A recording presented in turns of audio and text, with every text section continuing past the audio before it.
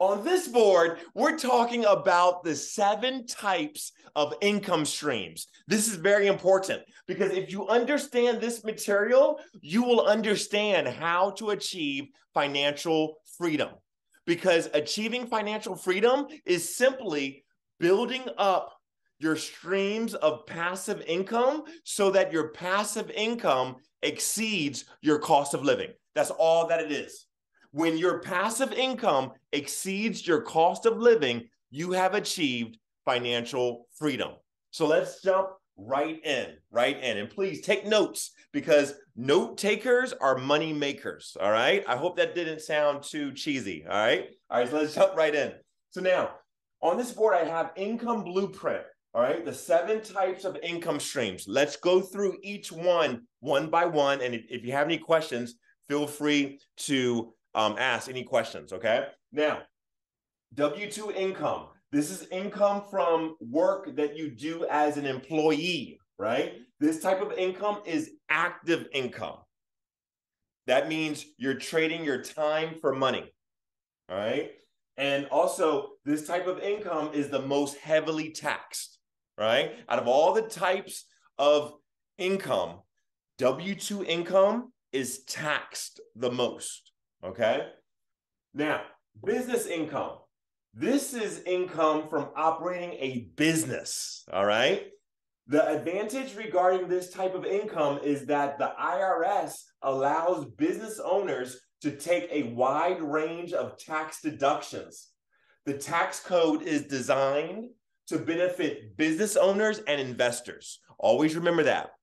The IRS tax code is designed to benefit the business owners and the investors, right? And so this is active income if you are working in the business. So if you're working in the business, it is active income, right? But if you hire people to work the business for you, then it becomes more passive in nature. Although you still have to oversee it, right? You still have to oversee the operation, right? You still have to work on the business, right? But you don't have to work in the business, right? All right. Now, next one is interest income. This type of income is passive in nature, and technically it is classified as portfolio income, right? Now, examples of interest income, if you have money in a high yield savings account, which, by the way, I highly recommend that that you put your emergency fund in a high yield savings account, right? So that your emergency fund is still making money for you, right? It's making that interest, right? And you can research different high yield savings accounts. Right now, currently, this is February of 2023.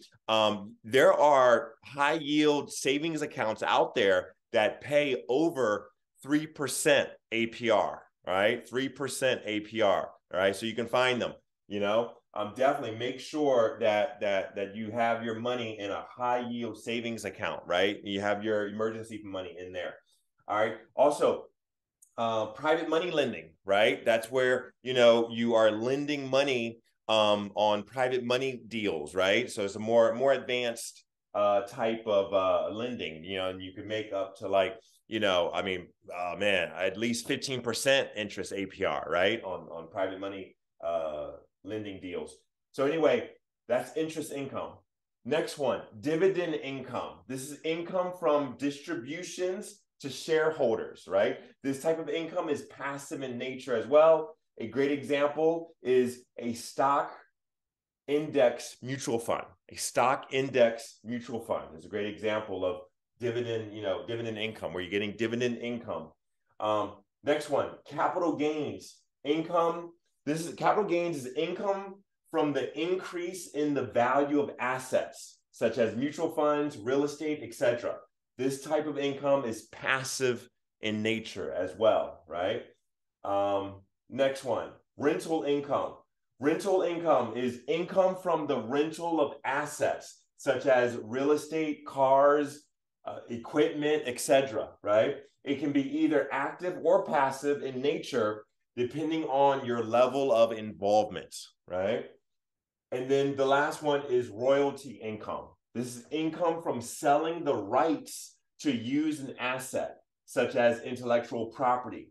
Examples include books, online courses, YouTube monetization, etc. And it is passive income. All right. Now, let's go back to this business income.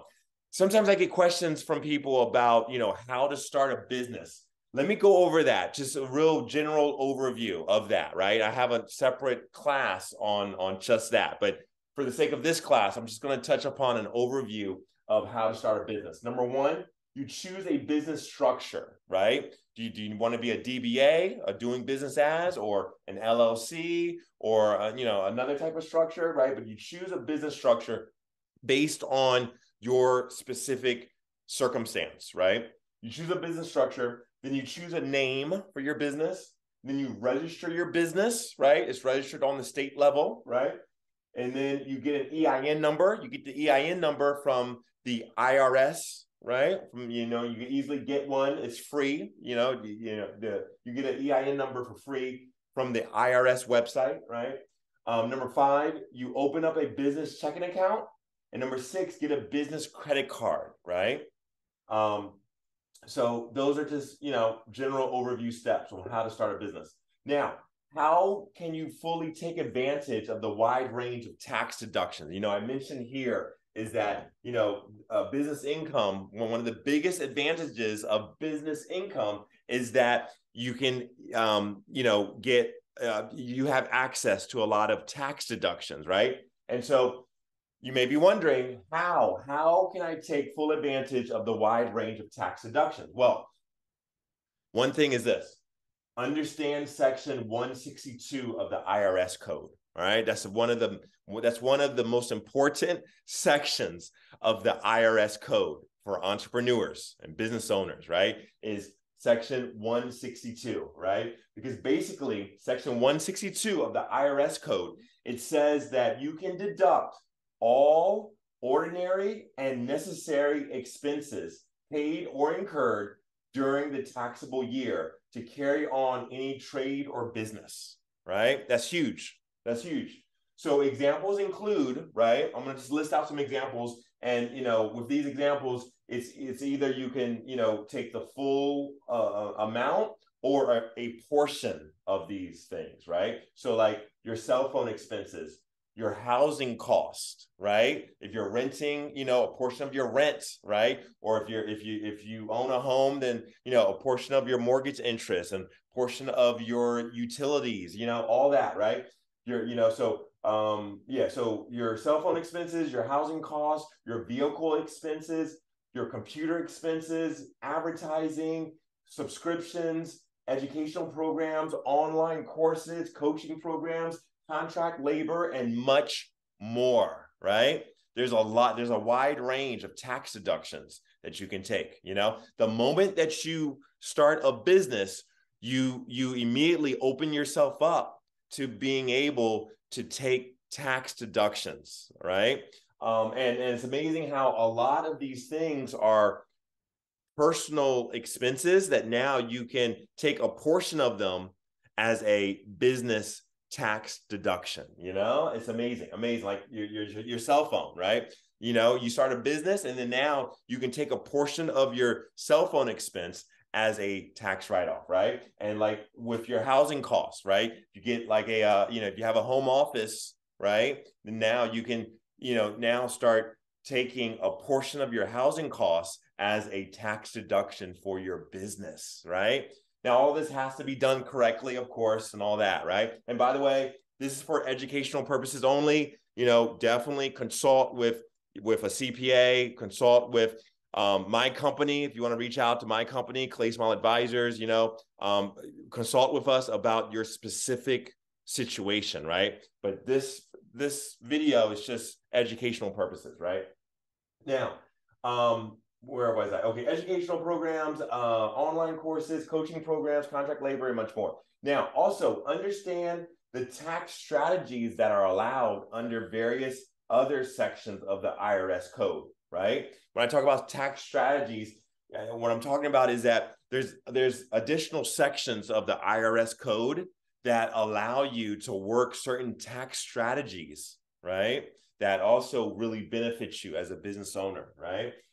For example, a few examples would be hiring your kids. That's a major strategy, right? You can hire your kids and you can get great benefits. Also, there's a strategy called the Augusta rule. The Augusta rule, right? Also, the S Corp election strategy, right? And much more. There's a lot of strategies, right? So check that out. Now, here's the thing is this is so important because, like I said before, you achieve financial freedom when your passive income exceeds your cost of living.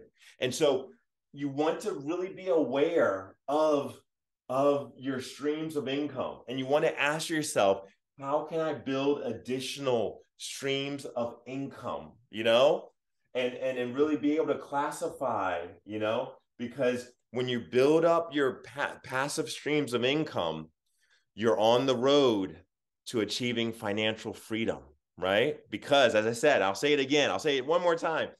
When your passive income exceeds your cost of living, you have achieved financial freedom. Thank you for watching. I'll see you next time on the next video.